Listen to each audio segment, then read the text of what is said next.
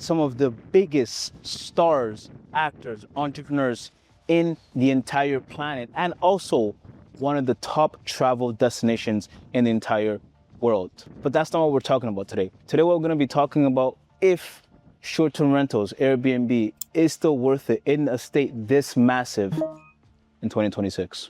Say hi to my pool guy. So my name is George. I'm a 7-figure Airbnb operator, and this channel is going to be all about short-term rentals, Airbnb, tech stack, what to use, PMSs, advice, what works, what isn't working, and everything short-term rentals. So let's get right into it. So look, if you spent any time in real estate, TikTok, Twitter, YouTube, any of it in the last 5 years, you would have seen the same pitch 1,000 times. Buy a house on the beach in Florida, put it in Airbnb, print money, retire at 30. And honestly, for a while, that pitch was right. But now we're in 2026. And I want to walk you through exactly what's happening in Florida today, the good, the bad, the ugly, and everything that you should know about the state of Florida right this second. And the part that not a lot of people are talking about, which is weird, right? So let's start with why Florida is one of the most seductive short-term rental markets in the entire world. For example, Florida just had its biggest, and I mean biggest, tourism year in the history of the state with 143 million visitors in 2025. 143 million visitors. To put that into perspective, that's nearly 5 times the entire country of Canada. Another fun fact is that the average Airbnb in Key West brings in a little over $143,000 per year. And Fort Walton Beach, a little over 80, the average listing, a little over 80,000. And Miami, $61,000 on average, with about a 50% average occupancy year round. And Destin has the highest nightly rate of about $433 per night. That's actually absurd. So on paper, that genuinely looks like the easiest money in America. But here's where we have to get honest. Because I'm an operator, I look at this market every single day because I have a bunch of properties in Florida. And the gap between what the market says, what the numbers say, and the reality of being an operator in Florida are quite different. So let me break down the 2 reasons for that. Number 1, the competition is an absolute war zone. And I'm genuinely not exaggerating. Kissimmee, just Kissimmee alone, has over 8,000 active property. And that's just Kissimmee. Destin has over 4,000 listings. And in the last year alone, listings have exploded all over Florida. Tampa grew almost 77% in a year. Fort Lauderdale, 70. Naples, 72. Stock Island, this little spit of land off of Key West, 118% in a single year. Now here's the interesting part. Revenue in a lot of these places are actually still going up, showing that demand is still higher than supply. So from a 30,000 foot view, things are looking pretty good, aren't they? But if you zoom in and look very closely as to what's going on, Destin, for example, the top 10% of listings are making over $12,000 a month. But the median listing, $4,300 in the same market, same city, same weekend, 3 times the gap. As an operator myself, I've seen this pattern almost everywhere in Florida right now. Look, let's be honest, this is no longer a market where you just sit down, list a house, and collect checks every single month and then sing kumbaya. This is a market where the top 10% lives like kings, and the bottom 50, the bottom 60, the bottom 70% are just breaking even. So if you show up as a commodity listing, average 2-bedroom, 3-bedroom, no pool, IKEA furniture, stock photos from your phone, your listing will be ignored. You will be priced into oblivion and buried on the 35th page of search. That's the first thing that nobody tells you about Florida. Number 2, and this is kind of spicy, the guests. Oh, do not get me started about the guests. Floridian guests, and don't get me wrong, I'm saying this from the bottom and the most loving part of my heart, are some of the toughest, pickiest, and most sophisticated guests in all of Airbnb. And when I say sophisticated, they know exactly what to do, what to say, and how to say it to try to get a refund on every single stay. Now look, I have properties in Florida, New York, and up in Canada. So I've seen different markets and how they operate. And Floridians they are different when it comes to understanding how to get a refund or try to claw back some revenue on their stay. They've been doing and taking Airbnbs for years now. A lot of them take Airbnbs 3, 4, 5, 10 times a year, stay in the exact same places, go to the exact same cities, take the exact same vacations. So they've learned exactly that everything needs to be perfect. And if something is wrong, even a little bit, they'll penalize the host for it. When Airbnb first started and guests were quite new to the space and quite new to the industry, they were a lot more forgiving because they understand and they're a little bit shy. It's the first time as well. So they didn't have as much of an expectation of perfection.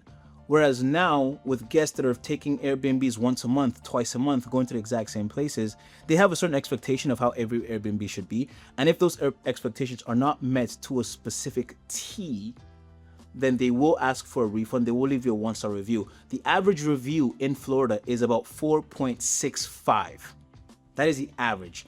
Everywhere else is a little bit higher. Why? Because one thing goes wrong and you're getting a 3-star, a 2-star, sometimes even a 1-star review for the smallest things. And that will significantly impact your revenue earning potential on Airbnb. And here's another risk factor that isn't too big of a deal, but it's something that you should know about. In June of 2025, Airbnb updated their policy. The platform can now reserve host payouts for up to 2 months after the guest stay, and in some cases even pull that back and refund the guest the entire amount. So the money that you think you've earned might not be actually yours for quite a while. So in 2026, you don't need to be an amazing host. You need to be a host with documentation, because guests will try to claw back some portion of the reservation almost every single time, and you need to be prepared every single time. So I'm talking about photos, timestamp documentation, communication on the platform, written house rules.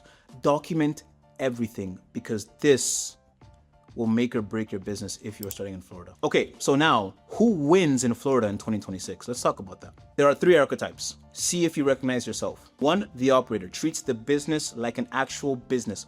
Pricing strategy, PMS, not only relying on one platform, going on multiple platforms, having systems in place, having automations in place. The operator understands what it's like to run a business because they run an Airbnb like a real business and are able to be dynamic and are able to make adjustments on the fly if something changes. These are the people that are going to be successful in any market. So if you're an operator, you're going to be just fine. 2, the differentiator. This is somebody that does not want to be average and want to be with the same people and have the same commodities. This person creates listings that are so different and has amenities that no one else in the market has and no one can really compete with, and parts themselves from the average by creating crazy concepts, crazy designs, and really just beautiful listings that you can't see anywhere else. Something that an owner cannot replicate: a pool, a themed location, amenities, things that 99% of people won't even think about. The differentiator is extremely, extremely creative, understands the market to a T, and is rewarded for his creativity in the algorithm. And then number 3, the niche player. The person who understands his specific niche. It could be families, it could be people with dogs, it could be corporate workers. Picks one lane and perfects that specific lane and offers them services every single time. So these 3, if you're one of them, you're going to be just fine in the Florida market, because these 3 types are the types that are absolutely killing it. These are the top 10% in all of Florida collecting the big bucks. Now, who is going to get killed in this market? The tourist investor. The person who hears about Airbnb, hears about the high tourism, and then buys a random condo with no idea how short-term rental works, hoping that it's going to make him 3 times his investment. This person is going to be destroyed if he doesn't, number 1, learn how to run the business himself like an operator, or 2, hire and find a good manager, a strong manager, a knowledgeable person that can take his investment to the next level. 2, the passive owner, someone who hires a property manager and never checks on the listings, never checks the reviews, never does anything, and completely leaves it and wants to be completely hands-off in the business for somebody else to run. If they don't do their due diligence, they're going to get absolutely destroyed. And number 3, the commodity player, the person who wants to set up a listing with the cheapest budget possible, with the least amount of furniture possible, going on marketplace to buy furniture, and really just having no taste for design at all, hoping to make the most amount of money possible. These 3 types of people, if you're one of them, I'm sorry to say, it's time for you to become another type of investor, because this will destroy you if you're looking to invest in Florida. My verdict is short-term rentals. Is Airbnb worth it in Florida in 2026? Drum roll, please. Yes, it still is, but with a heavy caveat. It is not a market for everyone. It is not the best beginner-friendly short-term rental investment. These are where the big dogs are. Big dogs are. This is like the NBA of short-term rentals. You have to understand this. The competition is extremely high. There's a lot of wealth. There's a lot of money in Florida. People are not scared to spend $70, $80, $150, $200,000, $400,000 in just amenities, let alone the mansion. People are not afraid to spend money because they have the money to spend to compete. And if you're not somebody that has a little bit of capital to compete, then it's going to be extremely difficult for you to take over this market, and another market might be better off for you. The revenue potential is extremely high, but to get to those barriers, you need to be able to invest your way into those barriers with a sufficient amount of cash. And if you're not, then it might not be worth it for you. And that's my honest verdict. So Florida will pay you almost more than any market, but it will also push you and limit test you more than any market. So that's the video today about, is Florida still worth it in 2026? If you found this video helpful, useful, you got some insight from it, and if you're someone who is already operating in Florida and you found this useful for yourself, please, all I ask is you leave a like, you leave a subscribe, and follow for more short-term rental, tech, Airbnb content. Bye for now.